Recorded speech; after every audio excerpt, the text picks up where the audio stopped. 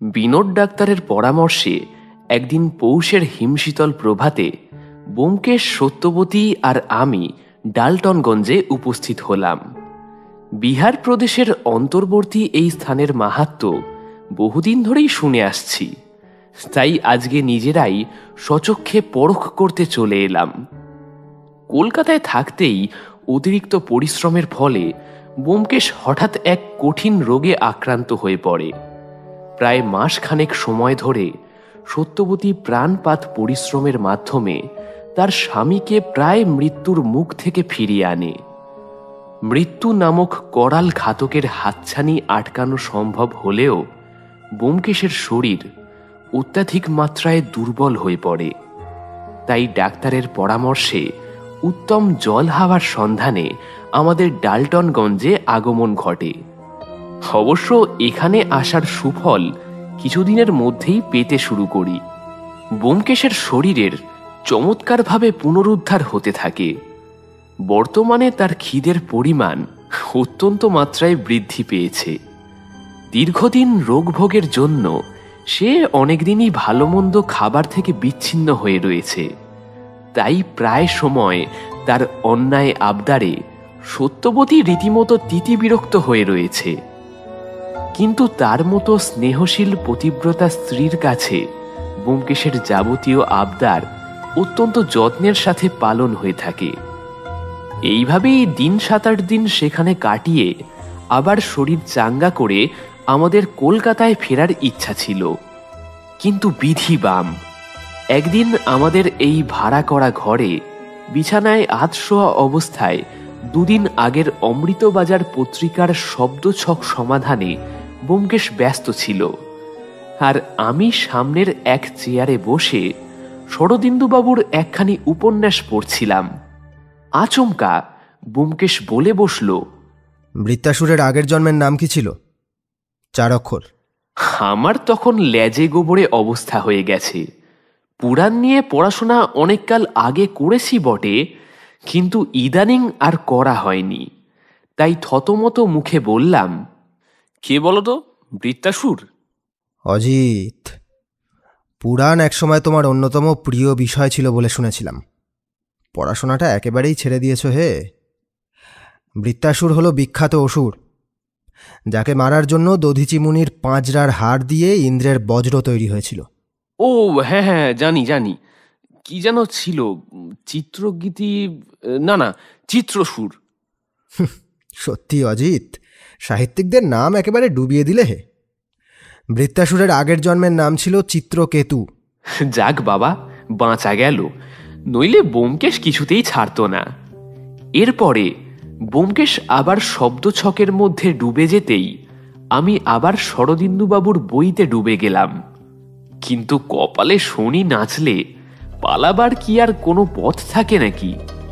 Minute খানেকের মধ্যেই ব্যোমকেশ পুনরায় প্রশ্ন করল, এবার জুতোর একটা প্রতিশব্দ বলো দেখি, 3 অক্ষরের। আমি প্রমাদ গুনলাম। সত্যবতীর কঠিন নির্দেশে ব্যোমকেশ ঘরের মধ্যে আটকে রয়েছে, তাই সময় কাটানোর জন্যে এখন শব্দ জব্দের খেলায় একেবারে মেতে রয়েছে। সেই কারণেই প্রশ্নে প্রশ্নে আমাকে বারবার পাগল করে দেবে। কিং কর্তব্য বিমূঢ় অবস্থায় কি করব বুঝে উঠতে পারছি না। এমন অবস্থায় আচমকাই এই অবস্থান থেকে মুক্তি পেয়ে গেলাম। হঠাৎ দরজায় কড়া নাড়ার শব্দ শুনতে পেলাম। সত্যবতী অন্য ঘরে কাজে ব্যস্ত ছিল, তাই আমি দরজাটা খোলার জন্য উঠে গেলাম। খুলতেই দেখি 1 বছর 20-র যুবক বাইরে দাঁড়িয়ে আছে। বেশি লম্বা নয়, ছিপছিপে পাতলা গরম, গায়ের রং বেশ ফর্সা, সুশ্রী মুখে অল্প গোঁফের রেখাও বেরিয়েছে। কাকে চান? সত্যান্বেষী ব্যোমকেশ বাবুকে। আসুন। আমি দরজা ছেড়ে সরে দাঁড়ালাম। কিশোর ছেলেটি এবারে ঘরের মধ্যে প্রবেশ করতেই আমি ওর চেহারাখানা ভালো করে দেখলাম। চোখের নিচে সূক্ষ্ম কালির ছাপ পড়েছে, মুখের মধ্যে কোনো এক দুশ্চিন্তার ছাপ যেন সুস্পষ্ট। তবে কাছ থেকে দেখে বোঝা গেল বয়স বোধহয় 24-এর বেশি নয়। ব্যোমকেশ বিছানার ওপর থেকেই আগত ব্যক্তিকে পর্যবেক্ষণ করছিল। সামনের খালি চেয়ারের দিকে ইঙ্গিত করে বলল, বসুন। আমার সঙ্গে কি দরকার? আর আমি যে এখানে আছি সেটা আপনি কি করে জানলেন? কিশোরটি কোমরে থাকা আসনটি চেয়ারে বিছিয়ে বসলেন। হাতের 10টি আঙুল একে অপরকে জড়িয়ে রয়েছে। তারপরে একটা ঢোক গিলে উনি ধীর গলায় বললেন, আমার নাম প্রত্যয় হালদার। এই বাড়ির মালিক মানিকবাবু বাবার পরিচিত ছিলেন, উনিই আপনার খবরটা দিলেন। আর আমি এখানে এসেছি একটা তদন্তের জন্য, আপনার সহায়তা চাইতে। ব্যোমকেশ ভ্রু তুলল। কিসের তদন্ত? প্রত্যয় হালদার আবার বলতে শুরু করল, ব্যোমকেশবাবু, গতকাল আমার মামা প্রিয়ম হালদারের লাশ গলা কাটা অবস্থায় তার বিছানায় পাওয়া গেছে। ব্যোমকেশ ভ্রু খানিকটা স্বাভাবিক করে আবার প্রশ্ন করল, পুলিশের কাছে যাননি কেন? প্রত্যয় হালদার এইবারে খানিকক্ষণ চুপ করে গেলেন। তারপর দৃঢ় স্বরে বলতে শুরু করলেন, ব্যোমকেশবাবু, আমার মামার আগেও একবার মৃত্যু হয়েছিল। প্রত্যয় হালদারের কথা শুনে আমরা প্রায় চমকে উঠলাম। ব্যোমকেশ ভ্রুকুটি তুলে পুনরায় প্রশ্ন করল, আগেও মৃত্যু হয়েছে? এর মানেটা কি? প্রত্যয় হালদার আবার বলতে শুরু করল, আসলে আমার মামার বরাবরই পাহাড়ে চড়ার শখ ছিল। সেই মতো কাঞ্চনজঙ্ঘা ওঠার পরিকল্পনা করেছিল মাস 8 আগে। টাকা পয়সা জোগাড় করতে একটু সময় লেগে যায়। অন্যবার বন্ধুরা মিলেই পাহাড়ে চড়তে যায়, কিন্তু এবারে মামিও সাথে যাওয়ার বায়না করতে থাকে। অনেকবার বোঝানোর চেষ্টা করেও কোনো ফল হয়নি। শেষমেশ মামিকে নিতেই হয়। ওরা যাওয়ার হপ্তাখানেক পরে আমার কাছে একটা টেলিগ্রাম আসে। সেটি পড়ে আমি জানতে পারি যে মামা সেখানে এক দুর্ঘটনার শিকার হয়েছে। তাকে নাকি খুঁজে পাওয়া যাচ্ছে না। প্রায় দিন 7 পরে মামার মৃতদেহ উদ্ধার হয়, কিন্তু মৃতদেহের অবস্থা এতটাই খারাপ ছিল যে ডালটনগঞ্জ অব্দি আনা সম্ভব হয়নি। সেই জন্য সেইখানেই দেহকার্য সম্পন্ন করা হয়। মামি এতটাই ভেঙে পড়েছিল যে আমার পক্ষে কিছু করা সম্ভব ছিল না। তাই মামিকে বাপের বাড়ি পাঠিয়ে দিয়েছিলাম। এই আকস্মিক ঘটনায় দাদু হৃদরোগে আক্রান্ত হয়ে মারা যান 1 দিনের মধ্যেই। খানিক থেমে প্রত্যয় হালদার আবার শুরু করে, ঘটনাটা ঘটে গত পরশু। আমি তখন দোকানে বসে হিসেবের খাতা মেলাচ্ছিলাম। এমন সময় বাড়ির ভৃত্য হারাধন্দা এসে উপস্থিত হয়। সচরাচর উনি কখনোই দোকানে আসেন না, তাই ওনাকে ওই সময় দোকানে দেখে খানিক চমকে উঠেছিলাম। এদিকে হারাধন্দার মুখ থমথমে হয়ে রয়েছে, কোনো কথাই উনি বলতে পারছেন না। কোনো কিছু দেখে উনি রীতিমতো ভয় পেয়েছেন। আমি জিজ্ঞাসা করাতে উনি শুধু একটাই কথা বলতে পারলেন, বড় দাদাবাবু ফিরে এসেছেন। কথাটা শুনে আমি হতবাক হয়ে গেলাম। মাস 6 আগে যার মৃত্যু সংবাদ শুনেছিলাম, আচমকা তার পুনরুদ্দয় শুনে বেশ খানিকটা চমকে উঠেছিলাম। আমি দোকানে কর্মচারীর হাতে সব দায়িত্ব ফেলে রেখে তৎক্ষণাৎ হারাধন্দার সাথে বাড়িতে ফিরে আসি। বাড়িতে এসে আমি চমকে উঠি, কারণ সদর দরজার সামনেই দাঁড়িয়ে প্রিয়ম হালদার, মানে আমার মামা। তার সাথে কথা বলতে গিয়ে আমি আরও চমকে উঠি, কারণ এই কয়েক মাসের কোনো স্মৃতি তার মনের মধ্যে ছিল না। কেমন একটা বেকুবের মতন হাবভাব ছিল তার। আর সবচেয়ে অবাক করার বিষয় হলো, মামার শরীরের মধ্যে আঘাতের চিহ্ন বর্তমান। আমি ওকে বৈঠকখানায় বসিয়ে হারাধন্দাকে দিয়ে ডাকতে পাঠালাম উত্তম ডাক্তারকে। উত্তম ডাক্তার আমাদের এখানে খুবই নাম করা, কিন্তু উনিও মামাকে দেখে রীতিমতো চমকে উঠলেন, কারণ বেড়াতে যাওয়ার আগেই এই ডাক্তারের কাছে ঘুরে এসেছিলেন কি একটা দরকারে। আর এই 6 মাসেই তার চেহারার এত পরিবর্তন হয়ে গেছে। কোনো রকম রোগের উৎস বের করতে পারলেন না। একটা ঘুমের ওষুধ দিয়ে উনি চলে গেলেন। এরপরে মামাকে তার ঘরে নিয়ে গিয়ে শুইয়ে দেওয়া হলো। বিকেলের দিকে মামা একটু সুস্থ বোধ করলে আমি মামিকে সব কিছু জানিয়ে একটা টেলিগ্রাম করে দিই। গন্ডগোলটা বাঁধল গতকাল। আমি মামাকে খাইয়ে দিয়ে দোকানে গেছি, কাজের মধ্যেই ডুবেছিলাম। প্রায় ঘন্টাখানেক পরে আবার হারাধুন্দা দোকানে এসে হাজির। ওনাকে দেখে এবার আমি রীতিমতো বিরক্ত হলাম, কিন্তু উনি যা বললেন তা শুনে আমার হাত পা একেবারে ঠান্ডা হয়ে গেল। বেলার দিকে মামার চা খাওয়ার অভ্যেস ছিল, সেই অনুযায়ী ওনাকে চা দিতে গিয়ে হারাধুন্দা দেখেছেন যে মামার গলা কাটা মৃতদেহ বিছানার উপরে পড়ে আছে।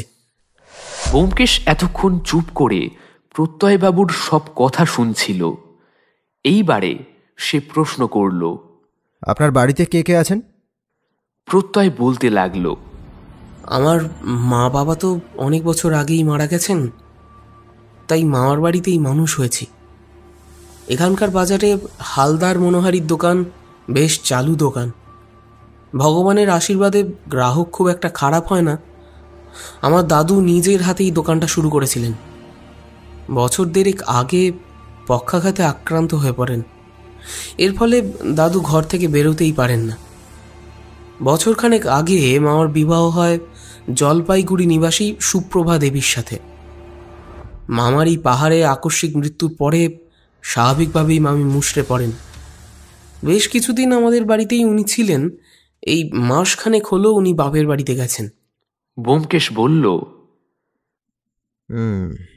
তা পুলিশ এই দ্বিতীয়বার খুনের ব্যাপারে কি বলছে? ব্যোমকেশের প্রশ্নের জবাবে প্রত্যয় এবার উত্তর দিল, বাড়ির সবাইকে তো পুলিশ জেরা করেছে, এমনকি হারাধনদাকে অবধি ছাড়েনি। সেরকম কোনো খবর তো পাচ্ছি না। ব্যোমকেশবাবু, আমি আপনার কাছে বড় আশা করে এসেছিলাম, আপনি দয়া করে এই তদন্তের ভারটা নিন। প্রত্যয়বাবুর কথা শেষ হতেই ব্যোমকেশ বলল, প্রত্যয়বাবু, আপনার সমস্যার কথা তো বুঝলাম, কিন্তু আমার শরীরের যা অবস্থা তাতে এই মুহূর্তে বাইরে যাওয়া যাবে না, ডাক্তারের নির্দেশ আছে।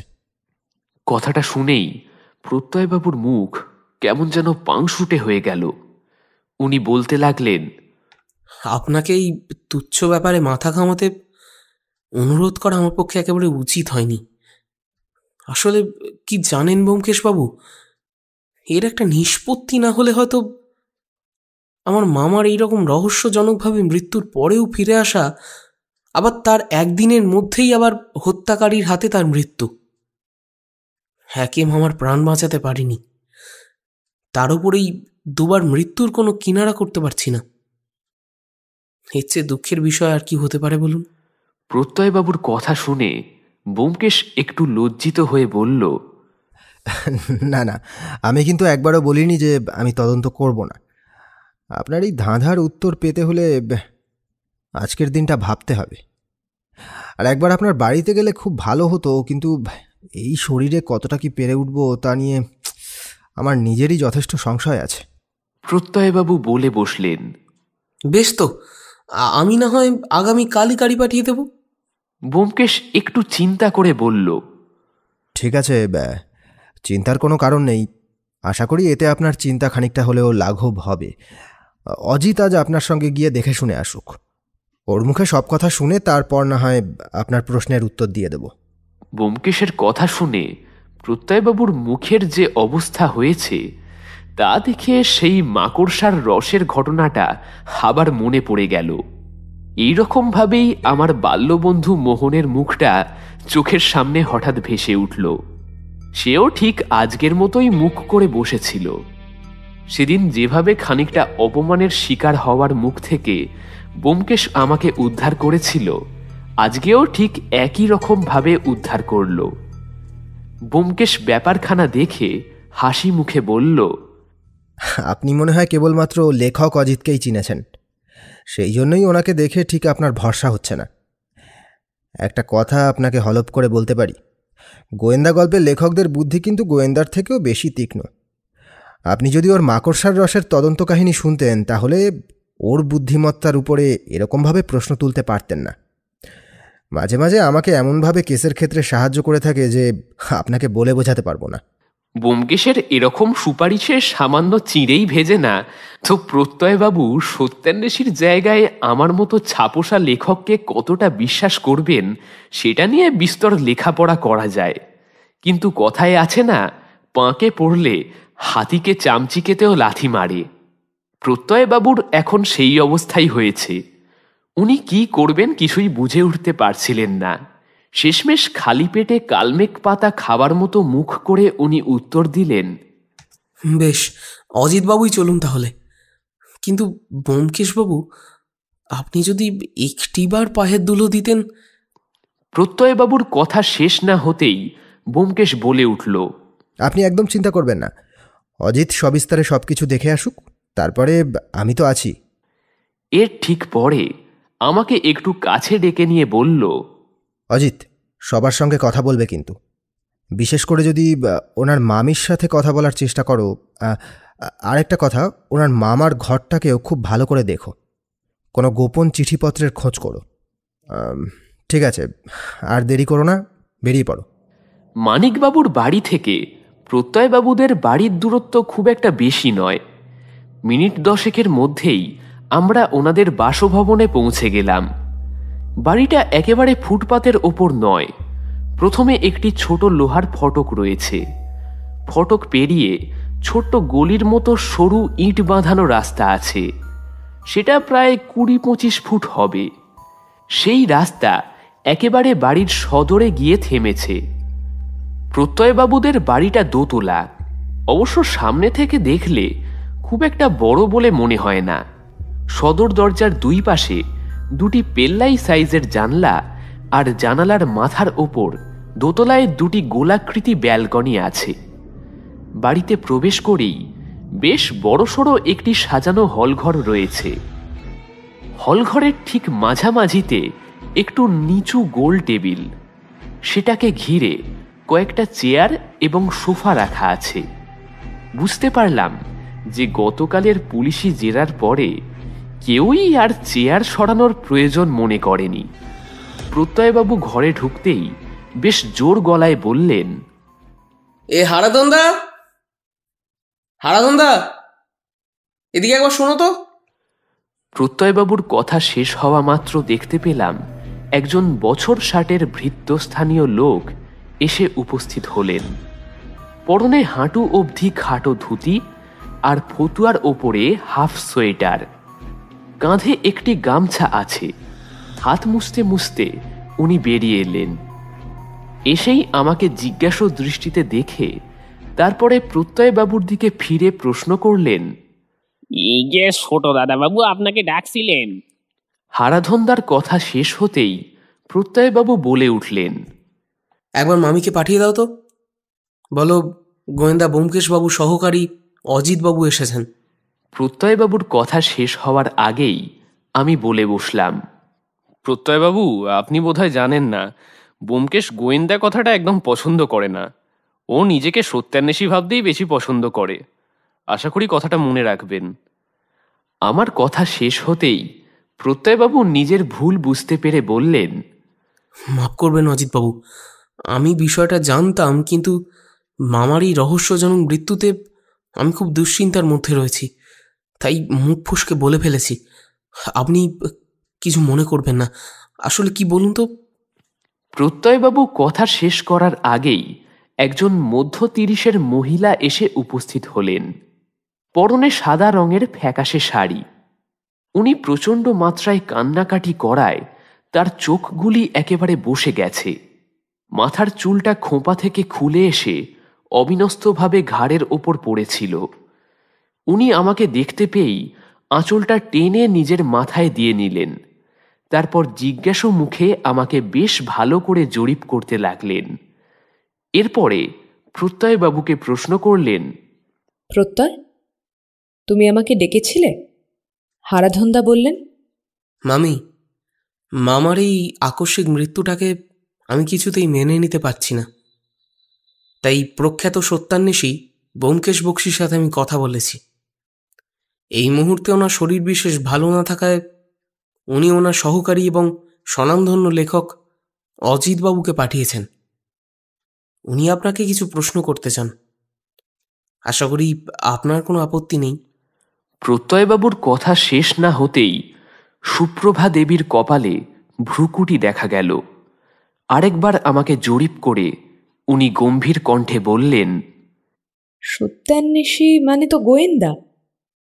পুলিশ তো তদন্ত করছেই, আবার গোয়েন্দার কি দরকার? একটু থেমে সুপ্রভা দেবী আবার বলতে শুরু করলেন, আচ্ছা বলুন, কি জানতে চান? আমি তো পুলিশকে সবকিছুই জানিয়েছি, নতুন করে কিছু তো বলার নেই। এবারে আমি মুখ খুললাম। দেখুন, আমি আপনাকে কয়েকটা প্রশ্ন করতে চাই। বলুন, কি জানতে চান? আপনাদের বিবাহ তো দেখাশোনা করেই হয়েছিল। হ্যাঁ।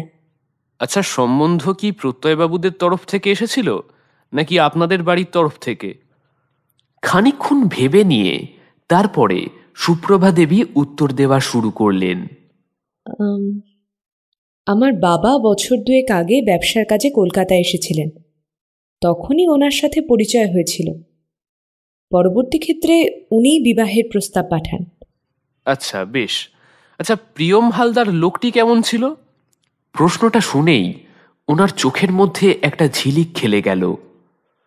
অমন দেবতুল্য মানুষকে স্বামী হিসেবে পাওয়া যে কোনো মেয়ের কাছে ভাগ্যের ব্যাপার। উনি কোনো দিনও আমার থিয়েটার করা নিয়ে আপত্তি করেননি। ব্যবসার জন্য ব্যস্ত থাকলেও আমার জন্য ঠিকই সময় বের করতেন। আপনি যে থিয়েটার করতেন সেই বিষয়ে আমার জানা ছিল না। আসলে আমি সেই অর্থে পেশাদার অভিনেত্রী নই। পাড়ার পুজোতে কিংবা ক্লাবে বেশ কয়েকবার অভিনয় করেছি। ওনার মৃত্যুর পরে আর অভিনয় করতে ইচ্ছে হয় না। আচ্ছা, আপনার স্বামীর খুনের ব্যাপারে আপনি কি কাউকে সন্দেহ করেন? বাড়ির কেউ কেন খুন করতে যাবে ওকে? প্রত্যয় তো সেই কোন ছেলেবেলা থেকে এখানে আছে। হারাধনদাও তো প্রায় বছর 30 হয়ে গেল শুনেছি। ঘটনার সময় তো প্রত্যয় বাড়িতেই ছিল না। আমার মনে হয় ব্যবসা সংক্রান্ত কোনো বিষয়ে গণ্ডগোলের কারণেই এই দুর্ঘটনাটি ঘটেছে। আচ্ছা, শুনেছিলাম ওনার নাকি পাহাড়ে চড়তে গিয়েও একবার মৃত্যু হয়েছিল। প্রশ্নটা শুনে সুপ্রভা দেবী বেশ খানিকটা বিব্রত হয়ে উঠলেন। কিছুক্ষণের মধ্যেই নিজেকে সামলে নিয়ে বলতে লাগলেন, ওই ঘটনার কথা আজও আমার স্পষ্ট মনে আছে। ওটার জন্য আমি নিজেকে কোনো দিনও ক্ষমা করতে পারবো না।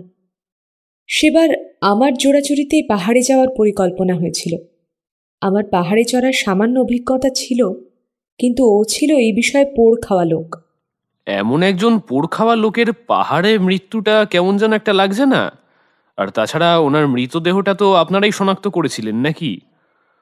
আমার প্রশ্ন শুনে সুপ্রভা দেবী যে বিব্রত বোধ করছেন সেটা আর বলার অবকাশ রাখে না। বেশ খানিকক্ষণ চুপ থেকে তারপর নিজেকে সামলে নিয়ে সুপ্রভা দেবী বলতে শুরু করলেন, দেখুন, যেদিন পাহাড়ে ওঠার পরিকল্পনা করা হয় সেদিন বারংবার বাকি পর্বতারোহীরা বারণ করেছিল। সেদিন আবহাওয়ার অবস্থাও খুব একটা ভালো ছিল না। গত 7 দিন ধরেই বৃষ্টি হচ্ছে। আপনি তো জানেনই, সমতলের বৃষ্টি আর পাহাড়ে বৃষ্টির মধ্যে আকাশ পাতাল তফাৎ। পাহাড়ে বৃষ্টি হলে ধস নামার সম্ভাবনা, তাই সবাই বারণ করেছিল যাতে আমরা না উঠি। কিন্তু উনি বরাবরই একরোখা ছিলেন। কোনো কাজ একবার করবেন ঠিক করলে সেটাকে করেই ছাড়েন। সেই মতো খারাপ আবহাওয়া উপেক্ষা করেই আমরা বের হতে বাধ্য হই। আমাদের সাথে থাকা শেরপা শেষমেশ নিমরাজি হয়েই চলতে শুরু করে। আমরা দুধকোশী নদীর পাশে গ্রামটাকে পেরোনোর পরে একটা দড়ির সেতু পাই। আমাদের সেই সেতু বেয়ে এগিয়ে যেতে হবে, তারপরে নদী পেরোতে হবে। আমাদের মধ্যে সব থেকে সতর্ক ছিলেন উনি। বারংবার আমাকে সতর্ক করে দিয়ে বলছিলেন খুব সাবধানে এগোতে, নইলে যে কোনো সময় পা ফসকে পড়ে যেতে পারি। আমার যাতে কোনো অসুবিধা না হয় তাই উনি ঠিক আমার পেছনেই ছিলেন। একসময় আমরা ঘন্টার পর ঘন্টা হেঁটে চলেছি। চড়াই ভেঙে ক্রমশ এগিয়ে যাচ্ছিলাম গন্তব্যের দিকে। সেই সময় আমি আর হাঁটতে পারছিলাম না। উনি আমাকে ওনার জলের বোতল এগিয়ে দিয়ে বললেন বিশ্রাম নিতে। আমার তখন শ্বাসের পরে শ্বাস পড়ছে, মনে হচ্ছে যেন প্রাণটাই বেরিয়ে যাবে। এমন বিপদসংকুল পরিস্থিতি হবে জানলে কিছুতেই ওনাকে জোরাজুরি করতাম না। এই সব কথাই ভাবছি, তখন কি করে জানি উনি আমার মনের কথা বুঝতে পেরেছিলেন। উনি তখন বলেছিলেন যে আরও কিছুটা পথ পেরোলেই আমরা পৌঁছে যাব চোমলুংমাতে। আমি তো পুরো হতবাক হয়ে গিয়েছিলাম। আমার অজ্ঞতাটা উনি বুঝতে পেরেছিলেন, তাই আমাকে বুঝিয়ে দিয়ে বলেন যে তিব্বতীরা এভারেস্টকে চোমলুংমা বলে থাকে। তারপরেই কি হলো কে জানে, সামনের দড়ির সেতুটা পেরোতে গিয়ে পা পিছলে পড়ে যান নিচে। আমি চিৎকার করছিলাম, বাহ্য জ্ঞান আমার তখন শূন্য হয়ে গিয়েছিল। কি করব কিচ্ছু বুঝে উঠতে পারছিলাম না। শেরপা সেই সময় অনুসন্ধানকারীদের সাথে কিভাবে জানি যোগাযোগ করে। আবহাওয়া খারাপ হওয়ার জন্য কিছুতেই ওর শরীরটাকে খুঁজে পাওয়া যাচ্ছিল না। শেষমেশ বেশ কয়েকটি উদ্ধারকারী দলের সহযোগিতায় ওনার দেহটি উদ্ধার হয়। এত দিন ধরে খোলা আকাশের নিচে থাকার জন্য অত্যন্ত ঠান্ডায় ওনার শরীরটা জমে গিয়েছিল। শুধুমাত্র মুখটা দেখে ঠিকমতো শনাক্ত করা সম্ভব হয়নি। আমি ওনাকে চিনতে পেরেছিলাম ওনার গলায় থাকা লকেটটা আর বুকের ওপরে থাকা জরুল দেখে। আপনি বাপের বাড়িতে চলে গেলেন কেন? আমার প্রশ্ন শুনে সুপ্রভা দেবী একটা দীর্ঘশ্বাস ছেড়ে আবার বলতে লাগলেন, পাহাড় থেকে ফিরে এসে বৈধব্যের জীবন বেছে নিতে বাধ্য হই। আমার জীবন থেকে এই কয়েক মাসে একে একে চলে গেছে সব সখাধার। বাড়িতে থাকলে মনে হতো এই বুঝি এসে আমাকে ডাকবেন। একা থাকতে থাকতে মনে হতো এত বড় বাড়িটা যেন আমাকে গিলে খাচ্ছে। তাই সিদ্ধান্ত নিয়েছিলাম বাপের বাড়িতে চলে যাওয়ার। বেশ, আপনাকে আমার শেষ প্রশ্ন। প্রত্যয়বাবু যখন আপনাকে প্রিয়মবাবুর এই আবার ফিরে আসার কথাটা বলেন, তখন আপনার কি মনে হয়?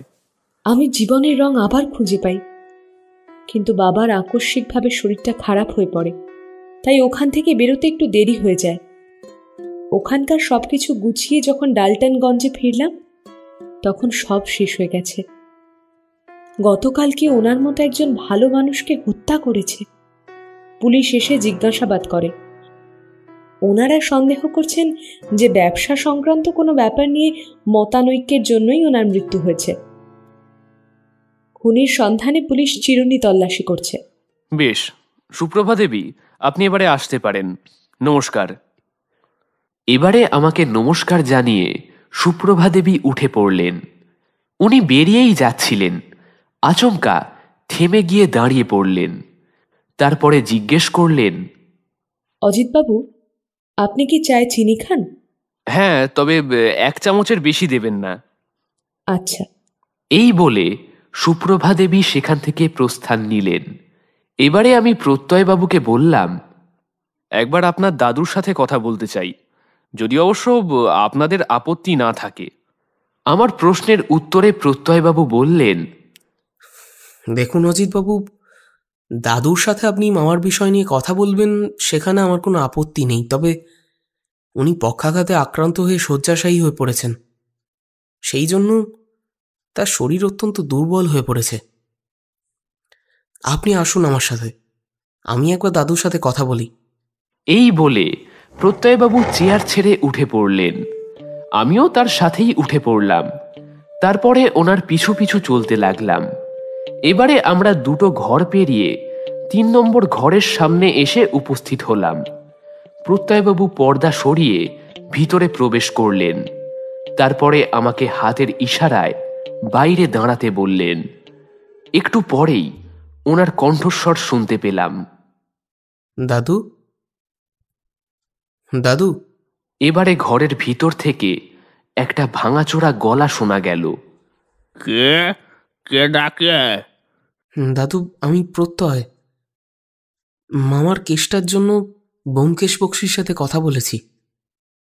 উনি অসুস্থ বলে আসতে পারেননি, কিন্তু সঙ্গে করে ওনার সহকারী এবং স্বনামধন্য লেখক অচিতবাবুকে পাঠিয়ে দিয়েছেন। ওনাকে ভেতরে আসতে বলি। নিশ্চয়, আমি চাই প্রিয়মের খুনের তদন্ত হোক। ওই পুলিশগুলোর ওপরে আমার বিন্দু মাত্র ভরসা নেই। ওরা দিনকে রাত করতে পারে। অজিতবাবুকে ভেতরে নিয়ে আয় তো। প্রত্যয়বাবুর দাদুর কথা শেষ হতেই পর্দা সরিয়ে প্রত্যয়বাবু বেরিয়ে এলেন। তারপরে আমাকে ভিতরে নিয়ে গেলেন। আমি ভিতরে ঢুকতেই প্রথমেই ঘরের ঠিক মাঝখানে একটি প্রকাণ্ড পালঙ্ক চোখে পড়ল। ঘরের কোণে রাখা রয়েছে স্ট্যান্ড ল্যাম্প, নামজাদা আর্টিস্টের পেইন্টিং, তামা, ব্রোঞ্জ, পিতলের ছোট বড় নানান রকম শিল্প স্থাপত্য থেকে যেন বৈভবের দুটি ঠিকরে বেরোচ্ছে। সেই পালঙ্কের মধ্যে বালিশে মাথা দিয়ে এক ব্যক্তি শুয়ে রয়েছে। গায়ের ওপরে একখানি কম্বল চাপা দেয়া রয়েছে। উনি আমার দিকে ফ্যাল ফ্যাল করে চেয়ে রয়েছেন। মনে হচ্ছে যেন সন্তান শোকে কাতর এক পিতা আর্তভাবে অনুরোধ করছেন। ওনার বয়স বোধ করি ৬০-৬২ বেশি নয়, কিন্তু মাথার সমস্ত চুল পেকে গিয়ে এক অদ্ভুত ধরনের শ্রীহীন পাংশুটে রঙের হয়ে রয়েছে। কম্বলের ওপরে থাকা ওনার একখানা হাত দেখে এটা বেশ ভালো মতোই বুঝলাম যে হাড়ের ওপরে মাংসের পরিমাণ বেশ অনেকটাই কম।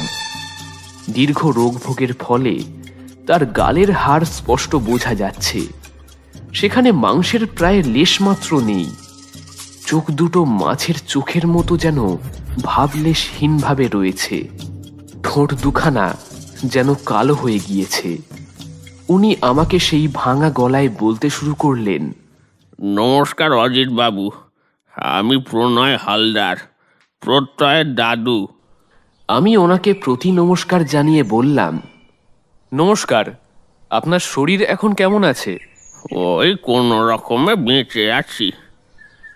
অজিত বাবু, আপনার কাছে আমার একটাই অনুরোধ, যে করেই হোক প্রিয়মের হত্যার রহস্যটাকে সমাধান করতেই হবে। আমি আপনাকে কিছু প্রশ্ন করতে চাই। নিশ্চয় নিশ্চয়, করুন না। আপনার ছেলে মানে প্রিয়মের চরিত্র কেমন ছিল? প্রিয়ম খুব হাসি খুশি থাকতে ভালোবাসত। নিজের ছেলে বলে বলছি না, ওর মতন ছেলে ভাগ্য করলে তবেই পাওয়া যায়। কোনো নেশা ভাঙ করতো না, বন্ধু বান্ধবের সংখ্যাও কম ছিল। কেবলমাত্র একটি নেশা ছিল ওর। কি নেশা ছিল ওনার? পাহাড়ে চড়ার। সেই কোন ছেলেবেলা থেকেই এই সবে প্রশিক্ষণ নিত। কত জায়গায় গিয়েছিল, আবার ফিরে এসে সবার আগে আমাকেই ডেকে বলতো যে ও এই পাহাড়ে উঠেছে, ওই পাহাড়ে উঠেছে। আর কেউ রইল না আমাকে ওই কথাগুলো বলার জন্য। ভগবান, আমাকে তুলে নাও। কথা বলতে বলতে কান্নায় ভেঙে পড়লেন ভদ্রলোক। কোনো রকমে ওনাকে সামলানোর চেষ্টা করতে লাগলো প্রত্যয়বাবু। বেশ খানিকক্ষণ পরে একটু ধাতস্থ হলেন প্রণয়বাবু। বলুন, আর কি জানতে চান? প্রিয়মবাবুর কি কোনো শত্রু ছিল?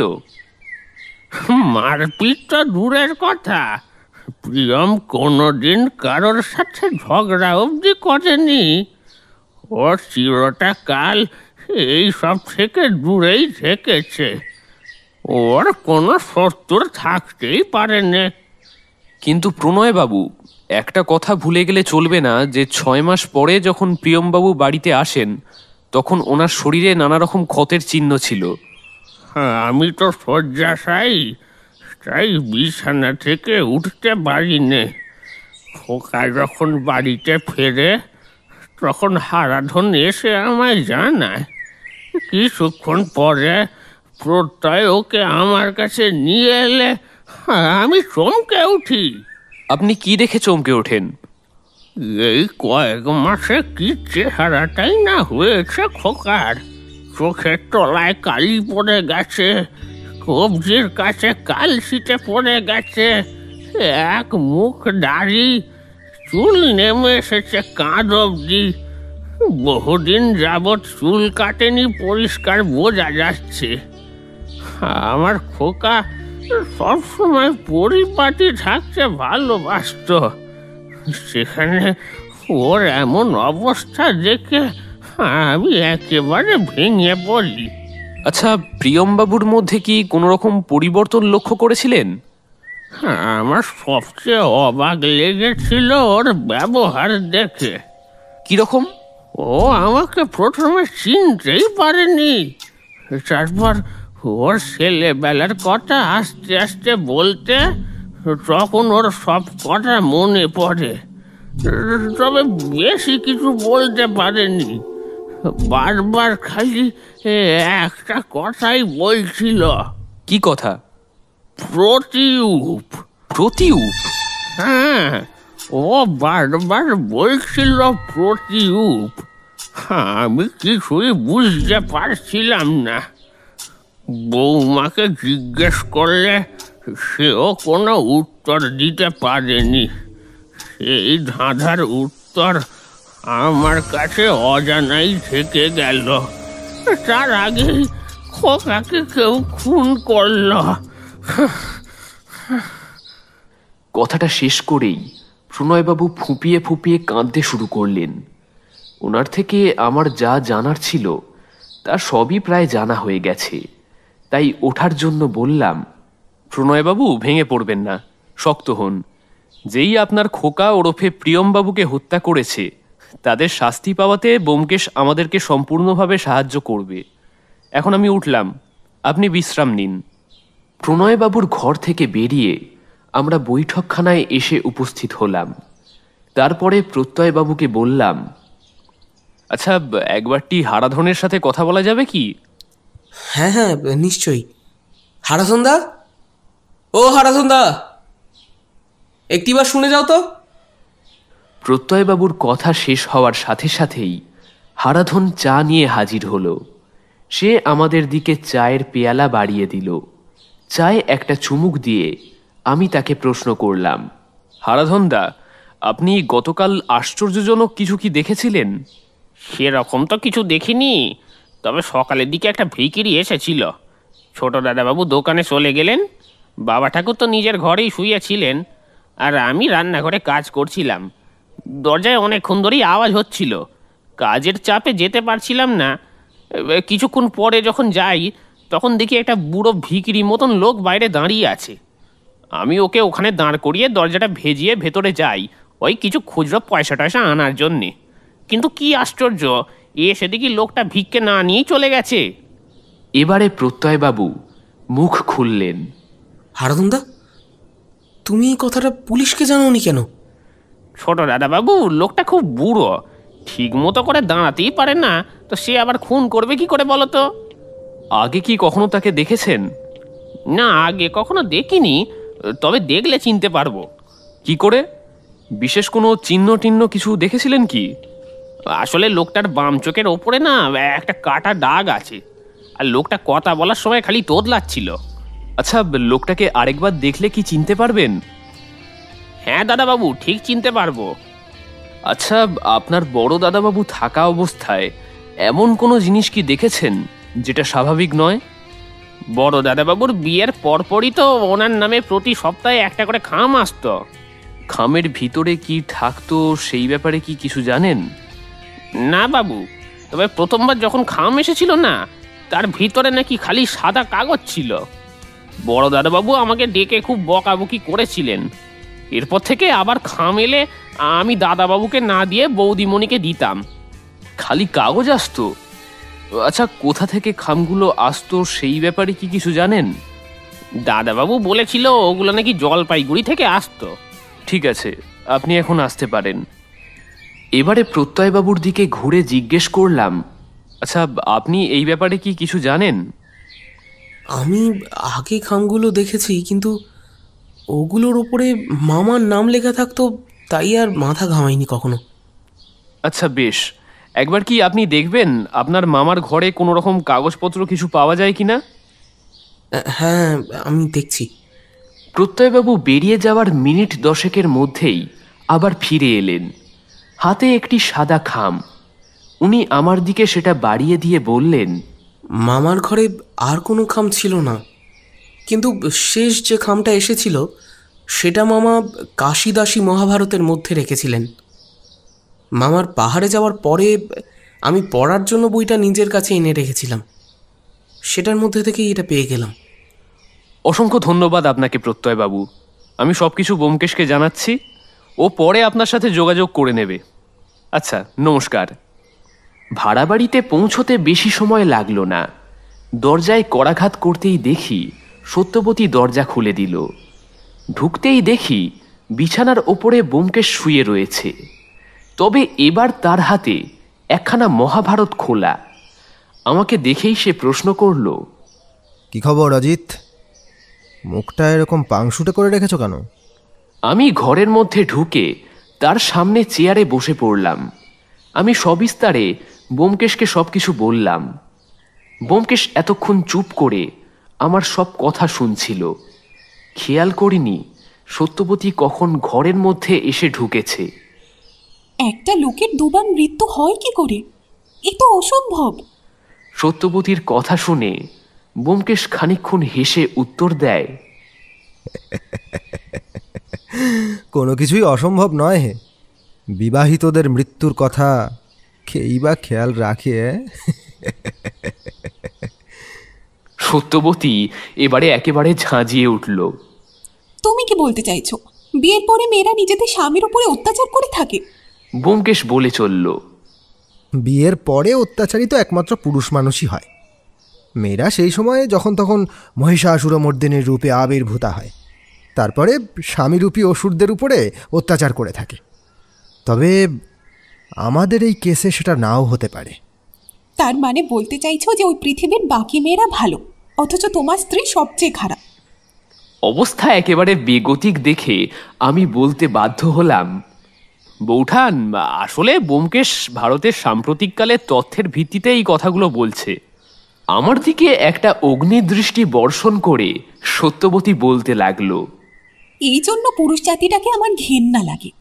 একটা মহিলা সারাক্ষণ লোকটার পেছনে কাজ করতে করতে খেটে মরছে, তার কোনো সুনাম নেই, শুধু তার দোষ ধরতে হবে। আর এই লোকটা হলো সুরির সাক্ষী মাতাল। বৌঠান, আমি আবার মাতাল কবে হলাম? আমি তো এ জীবনে মদ ছুঁলামই না।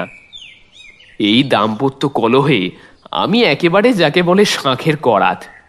এগোলেও বিপদ, আবার পিছলেও বিপদ। সেই জন্য বরাবর মধ্যপন্থা অবলম্বন করে এসেছি। মানে আর কিছুই না, চুপ করে গেলাম একেবারে।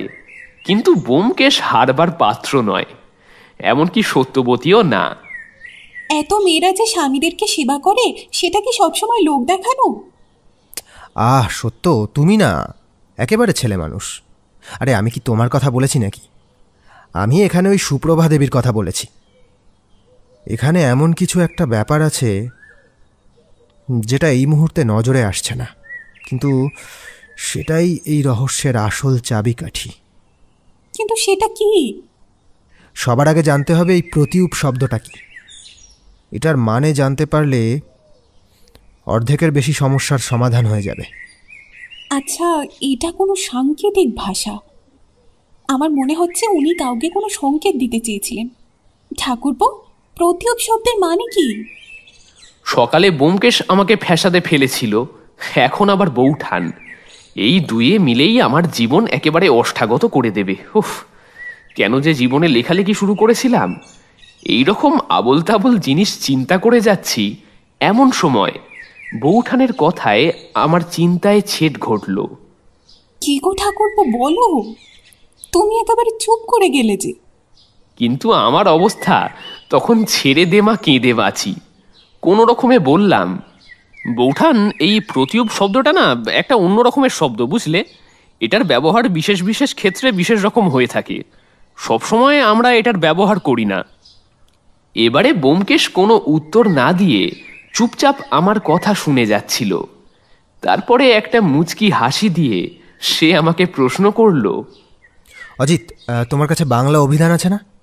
ওই শব্দটা যে আদৌ বাংলায় হতে পারে সেটা আমার মাথায় কিছুতেই আসেনি। আমি সঙ্গে সঙ্গে চেয়ার ছেড়ে উঠে পড়লাম। আমি ঘর থেকে অভিধানটা নিয়ে আসতেই ব্যোমকেশ সেটাকে প্রায় ছিনিয়ে নিল। তারপরে সেটা পড়তে বসে গেল।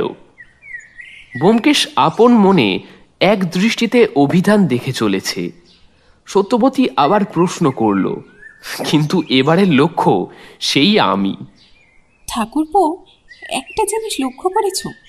ওই সুপ্রভা দেবীর স্বামীর মৃত্যুর থেকেও অভিনয় না করতে পারার দুঃখটা একটু বেশি মনে হলো না? আমি বলতে শুরু করলাম, বৌঠান, এই ব্যাপারটা যে আমার মনে হয়নি তা নয়, কিন্তু যার স্বামীর দুবার মৃত্যু হয়েছে তার মানসিক অবস্থা কেমন হবে সেটা ঠিক বুঝতে পারছি না। ঠাকুরপো, যে কোনো স্ত্রীর কাছে তার স্বামীই হলো সব থেকে প্রিয়। তা সেই স্বামী যতই পাগল ছাগল হোক, ওসব তুমি বুঝবে কি করে? সারা জীবন তো বিয়েই করলে না। তখন অগত্যা আমি বিয়ে না করার কারণটা আরেকবার বোঝাতে শুরু করলাম। দেখো বৌঠান, আমি জীবনে সাহিত্যকেই সবসময় প্রাধান্য দিয়েছি। বিয়ে করে সংসারী হয়ে জীবনে নষ্ট করার মতো সময়। এই বলেই চুপ করে গেলাম, কারণ ততক্ষণে সত্যবতী একেবারে অগ্নিশর্মা মূর্তি ধারণ করেছে। সে কিছু বলতেই যাবে এমন সময় ব্যোমকেশ বলে উঠল, সত্য, একটু কফি খাওয়াবে? অনেক দিন খাইনি। ব্যোমকেশের একটি আবদার সত্যবতীকে একেবারে মোমের মতো গলিয়ে দিল। সে আমার সব কথা ভুলে গিয়ে সঙ্গে সঙ্গে উঠে দাঁড়িয়ে পড়ল। তারপর বলল, ঠাকুরপো, তুমিও কি কফি খাবে নাকি চা? অবস্থা বেগতিক দেখে আমি তাড়াতাড়ি বলে উঠলাম, আজকে আর চা খাবো না, কফি বরং ভালো নাকি? সত্যবতী বেরিয়ে যেতেই ব্যোমকেশ বলে উঠল, তুমিও বলিহারি অজিত। যে জিনিস তোমার আয়ত্তের মধ্যে নেই সেই জিনিস নিয়ে তুমি কেন লড়াই করতে যাও, একটু বলবে? আমি আমতা আমতা করে কিছু বলতেই যাচ্ছিলাম, এমন সময় ব্যোমকেশ হাত দেখিয়ে আমাকে চুপ করিয়ে দিল। তারপরে আবার অভিধানের মধ্যে ডুবে গেল। আমি আর কি করব? কাহাতক আর বেকারের মতো বসে থাকা যায়? এদিকে বাইরে থেকে এসেছি অনেকক্ষণ হয়ে গেছে, তবু পরনের পাঞ্জাবিটা এখনো ছাড়া হয়নি। এদিকে ভাগ্যিস সত্যবতী সেটা লক্ষ্য করেনি, তাই সোজা চলে গেলাম নিজের ঘরে পাঞ্জাবিটা বদলাতে। তোমরা শুনছো আমার আজকের গল্প ব্যোমকেশ ও চরিত্র চোর। আমার নতুন অডিও স্টোরি চ্যানেল রহস্য রোমাঞ্চকে তোমরা যদি এখনও সাবস্ক্রাইব না করে থাকো, তাহলে অবশ্যই এই ভিডিও ডেসক্রিপশনের উপরে দেওয়া লিঙ্ক থেকে তোমরা এক্ষুনি সাবস্ক্রাইব করে এসো। এখন থেকে এই চ্যানেলের পরিবর্তে আমি ওখানে তোমাদের জন্য রেগুলার নতুন গল্প নিয়ে আসব। কলঘরে ঢুকে মুখটুক ধুয়ে ফিরে আসতেই দেখি সত্যবতী একটা ট্রে নিয়ে ঢুকছে। ট্রের মধ্যে 3 কাপ কফি আর একটা প্লেটের মধ্যে চানাচুর রাখা আছে। কফির গন্ধে গোটা ঘরটা একেবারে ম ম করতে শুরু করেছে। ব্যোমকেশের দিকে কাপটা এগিয়ে দিয়ে সত্যবতী অপর একটি কাপ আমার দিকে বাড়িয়ে দিল।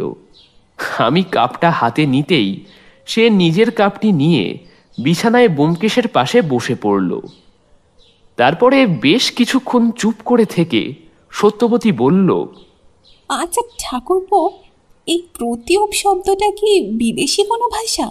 সত্যবতীর কথা শেষ না হতেই ব্যোমকেশ ওর কথা শুনে হো হো করে হেসে উঠল। মিনিট খানেক ওইভাবে হাসার পরে ব্যোমকেশ বলতে শুরু করলো,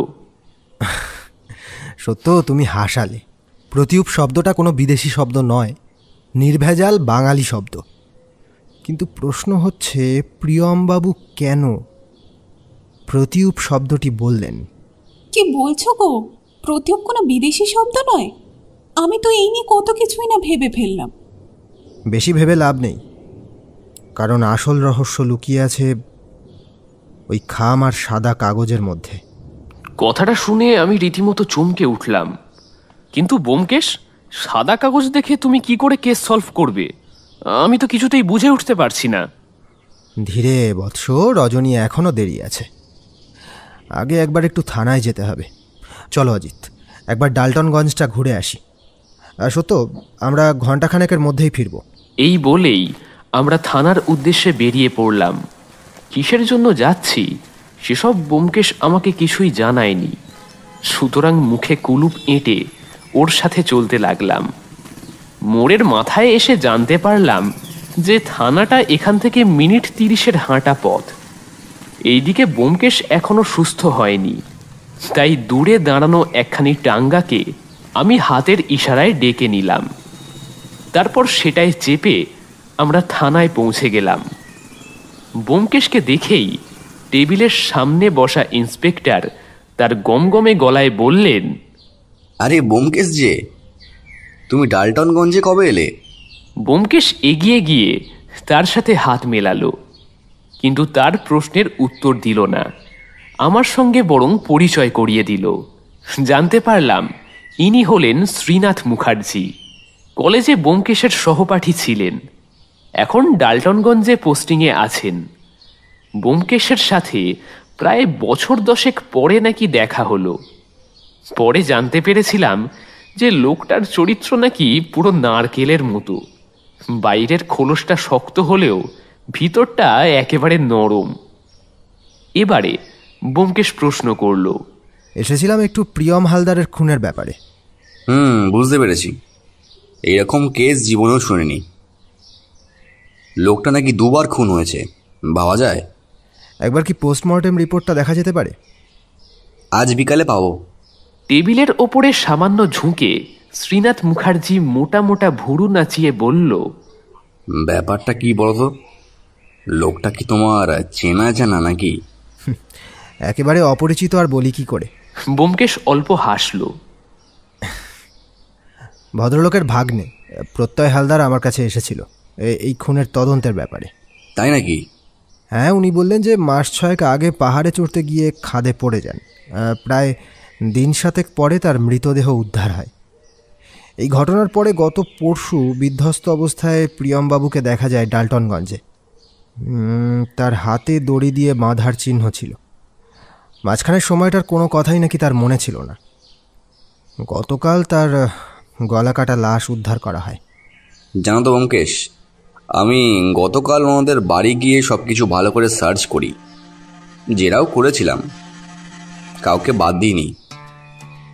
সেখান থেকে অদ্ভুত একখানা খামের সন্ধান পাই, যার মধ্যে কেবল সাদা কাগজ ছিল।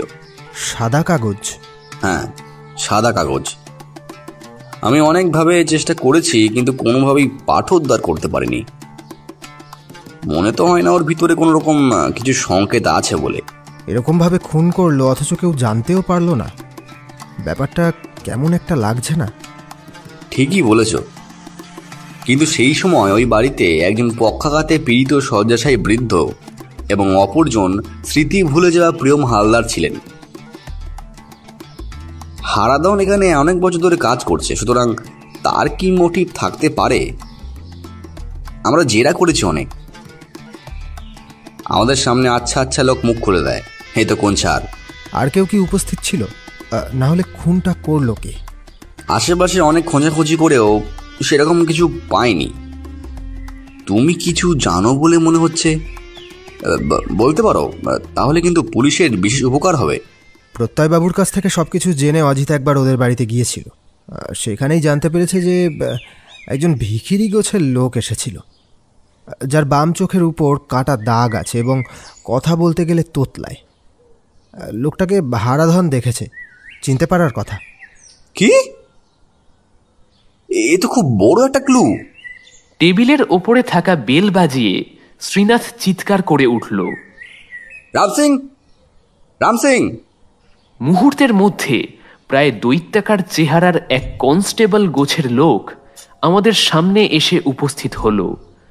লোকটার সামনে এক প্রকাণ্ড ভুঁড়ি। তার চেহারার বর্ণনা করলে একমাত্র মহিষাসুরের সাথেই তুলনা চলে। ওরকম জুলফি অবধি পেল্লাই মার্কা গোঁফ কোনো মানুষের যে থাকতে পারে সে সম্বন্ধে আমার কোনো ধারণাই ছিল না। চোখে পুরু কাঁচের চশমাও রয়েছে। টেবিলের সামনে এসে সেলাম ঠুকে দাঁড়ালো রাম সিং। ওকে দেখেই শ্রীনাথ বলল, রাম সিং, আমার একজনের হদিশ লাগবে। লোকটার বাম চোখের নিচে কাটা দাগ আছে, আর কথা বলার সময় তোতলায়। আমাদের রেকর্ডে দেখো তো এরকম কেউ আছে কিনা। জি স্যার। রাম সিং সেলাম ঠুকে চলে গেল। সে চলে যেতেই শ্রীনাথ বলতে শুরু করল, বুঝলে ব্যোমকেশ, এই রাম সিং লোকটা খুব কাজের। ওই ভিখিরি যদি কেউ থেকে থাকে তাহলে ঠিক তার সন্ধান পেয়ে যাব। অনেক উপকার করলে ব্যোমকেশ। ব্যোমকেশ এবারে মুখে কেজো হাসি হেসে বলল, হ্যাঁ, শুধু সাদা কাগজের রহস্য উদ্ধার হলো না। দেখো ব্যোমকেশ, হাতে এখনো সময় আছে, দেখি একবার চেষ্টা করে। আচ্ছা, লেবু চা খাবে নাকি? রাম সিংয়ের রাতের লেবু চা কিন্তু খুব সুন্দর খেতে, এবার খেয়ে দেখো না। ব্যোমকেশ এইবার যেন চমকে উঠল। কি বললে? লেবু? ওহ, এতক্ষণ মাথায় আসেনি কেন? কি ব্যাপার বলো তো ব্যোমকেশ? তুমি এক কাজ করো, বাজার থেকে গোটা কতক লেবু আনতে পাঠাও, বাকিটা বলছি। বাজারে যাওয়ার দরকার নেই, থানার পাঁচিলের ধারেই একটা লেবু গাছ আছে, সেখানে প্রচুর লেবু হয়। দাঁড়াও, ব্যবস্থা করছি। মিনিট 5 মধ্যেই গোটা চারেক লেবু হাজির হয়ে গেল। এবারে একটা ছুরির সাহায্যে লেবুগুলো কাটতে শুরু করলো ব্যোমকেশ। আমি আর শ্রীনাথ অবাক হয়ে ওর কাণ্ড কারখানা দেখছি। পাঞ্জাবির খুঁট দিয়ে লেবুর রসটা সাদা কাগজের দুই পাশে ভালো করে ব্যোমকেশ লাগাতে লাগলো। তারপরে কোনায় ধরে কাগজটাকে একটু ওপরে তুলে ধরল, কিন্তু না, কিছুই দেখা যাচ্ছে না। তারপরে চেয়ার ছেড়ে উঠে ব্যোমকেশ সোজা জানালার দিকে এগিয়ে গেল, কিন্তু লাভের লাভ কিছুই হলো না। এরপরে শ্রীনাথ কিছু একটা চিন্তা করে পকেট থেকে দেশলাই বের করলো। একটি কাঠি জ্বালিয়ে কাগজের পিছনে ধরতেই যেন ম্যাজিকের মতো কাণ্ড ঘটে গেল। হঠাৎ করেই যেন সাদা কাগজের ওপর কয়েকটা অক্ষর ফুটে উঠতে লাগলো। ব্যোমকেশ বলতে শুরু করলো, কোনো চিন্তা করো না। তারপরে ওটা কি লেখা? পথের কাঁটাকে সরাবার সময় হয়ে গেছে, হালদার বংশ শেষ করে ছাড়ব। ব্যোমকেশ, এসবের মানেটা কি? যা বুঝতে পারছি তাতে কেউ হালদার বংশের উপরে আঘাত হানতে চাইছে। অন্য চিঠিগুলো থাকলে সুবিধা হতো। কিন্তু তল্লাশির সময় সুপ্রভা দেবী বললেন যে সবকটা চিঠি নাকি জ্বালিয়ে দেওয়া হয়েছে, তাহলে এখন উপায় কি? কথাটা শেষ হতেই ব্যোমকেশের চোখের মধ্যে আবার সেই বুদ্ধিদীপ্ত চাহনিটা ফুটে উঠল। তার মানে এই রহস্য সমাধানের জন্য ব্যোমকেশ একটা দিশা খুঁজে পেয়েছে, কিন্তু শ্রীনাথ বাবুর সামনে সেটাকে ও আদৌ ভাঙতে রাজি নয়।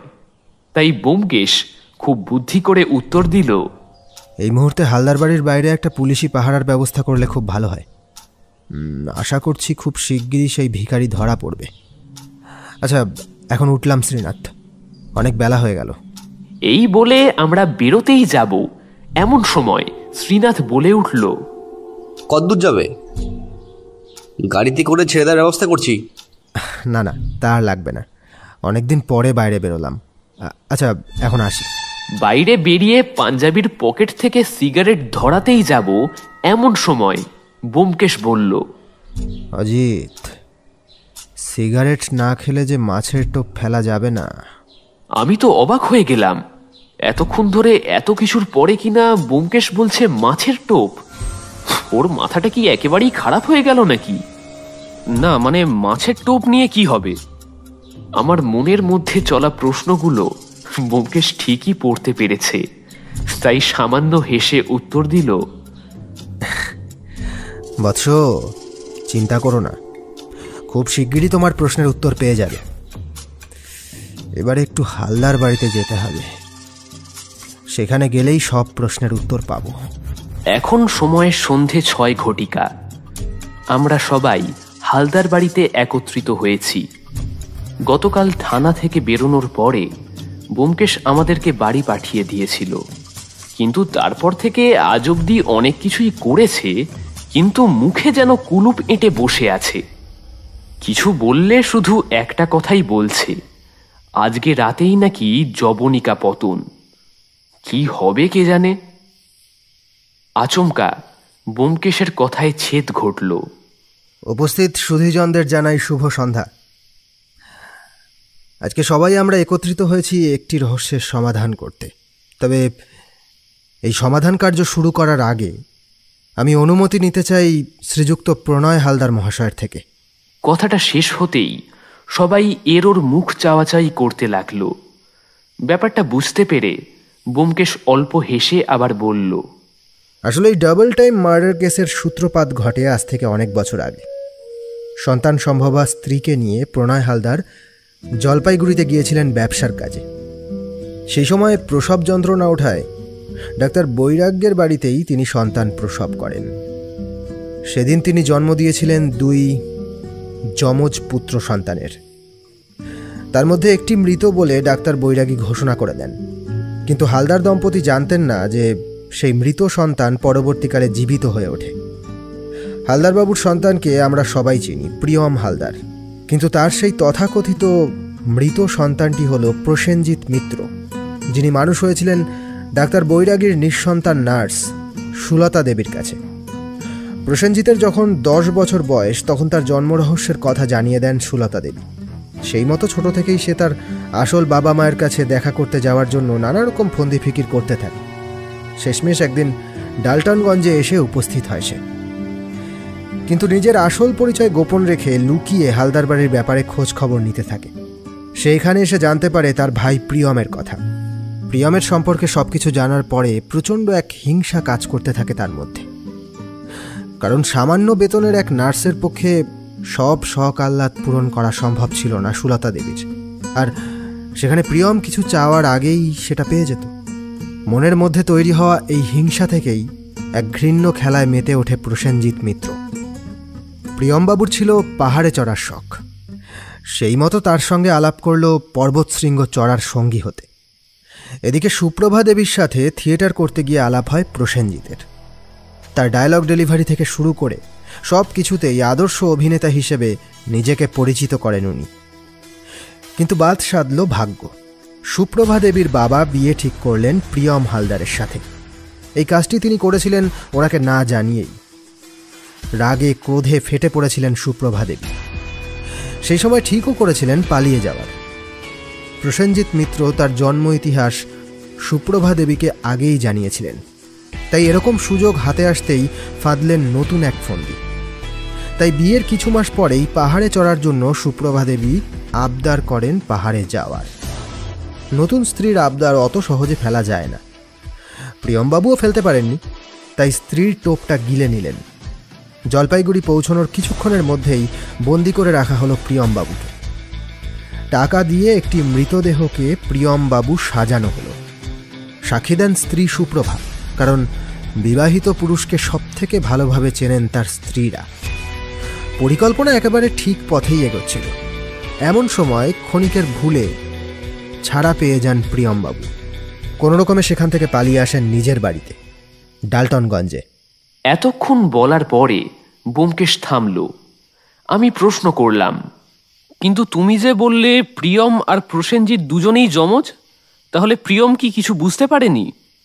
প্রসেনজিৎ প্রথম থেকেই প্রিয়মের সামনে ছদ্মবেশে এসেছিল। শুধুমাত্র প্রিয়মকে বন্দি করার পরে নিজের স্বরূপটা দেখায়। সেই কারণেই বাড়ি ফিরে আসার পরে প্রিয়ম বারবার বলেছিল প্রতিরূপ। আসলে কথাটা প্রতিরূপ নয়, কথাটা হলো প্রতিরূপ, মানে যমজ। এই কারণেই তাকে খুন হতে হয়। কিন্তু খুনি কি করে জানলো যে প্রিয়মবাবু এখানে আছেন? কারণ প্রত্যয়বাবু খুনির সহযোগীকে টেলিগ্রাম করে জানিয়েছিলেন যে প্রিয়মবাবু ফিরে এসেছেন। সেই সময় অবস্থা বেগতিক দেখে প্রসেনজিৎ মিত্র নিজেই এক ভিখারির ছদ্মবেশ ধরেন। তারপরে কৌশলে খুন করেন প্রিয়মকে। আসলে তার উদ্দেশ্য ছিল আসল প্রিয়মকে খুন করে সেই জায়গায় স্থলাভিষিক্ত হওয়া। ব্যোমকেশ তার কথা শেষ করেই দরজার কাছে গিয়ে নিচু স্বরে কিছু একটা বলল। সঙ্গে সঙ্গেই শ্রীনাথ একজন খোঁড়া ভিখিরিকে নিয়ে ঘরের মধ্যে প্রবেশ করল। সেই লোকটার বাম চোখের নিচে একটা কাটা দাগ আছে। ব্যোমকেশ আবার বলতে শুরু করল, এখন আপনাদের সামনে হাজির করছি প্রসেনজিৎ মিত্রকে। সবাই এরোর দিকে তাকাচ্ছে দেখে ব্যোমকেশ আবার বলল, আচ্ছা, তার আগে একবার হারাধনদাকে ডাকি।